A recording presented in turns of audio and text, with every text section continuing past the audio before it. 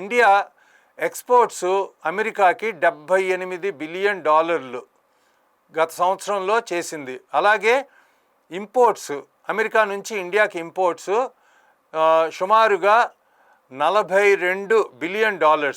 ఇప్పుడు వీటి రెండిట్లకి తేడా ఏంటంటే trade difference, trade export minus import కన్నా చూస్తే మనమే ట్రేడ్ సర్ప్లస్లో $36 బిలియన్ ఉంది. ఇప్పుడు నేను చెప్పబోయేది ఏంటంటే ఇలా చేయటం వలన మనకి కలుగుతున్నది, మనం టోటల్గా ఎక్స్పోర్ట్స్ ఇండియా ప్రపంచం మొత్తం మీద చూస్తే గత సంవత్సరంలో $780 బిలియన్ చేసింది. అందులో $78 బిలియన్ అంటే సుమారుగా 10%. ఇప్పుడు ఈ 10% వలన మనకి 90% ఎలాగో ఎక్స్పోర్ట్స్ అవుతున్నాయి. మనకి గనక ఈ అమెరికా ఎఫెక్ట్ ఉండకూడదు అనుకుంటే ఈ 10%ని మిగతా దేశాల మీద మనం డిస్ట్రిబ్యూట్ చేసుకుని ఈజీగా చేయటానికి అవకాశం అయితే ఉంది.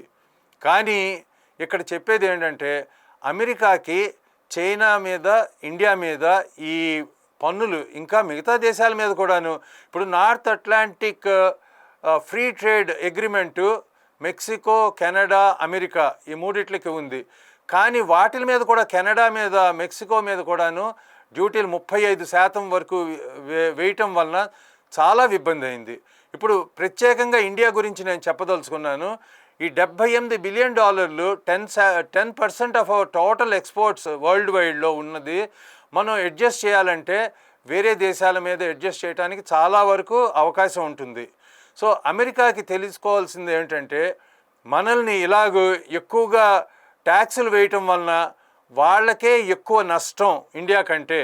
ఎందుకనంటే అమెరికాకి ముఖ్యమైన శత్రువు కింద భావించేది ట్రేడ్లో చైనా, ఇండియా కాదు. ఎందుకనంటే చైనా చాలా ఆర్థికంగా పురోభివృద్ధి చెందుతోంది. అమెరికాకి భయం ఏంటంటే చైనా వాళ్ళని ఓవర్టేక్ చేస్తుంది, సూపర్ పవర్ కింద అవుతుందని, ఎలాగైనా చైనాని అణగదొక్కాలని వాటి మీద ట్రేడ్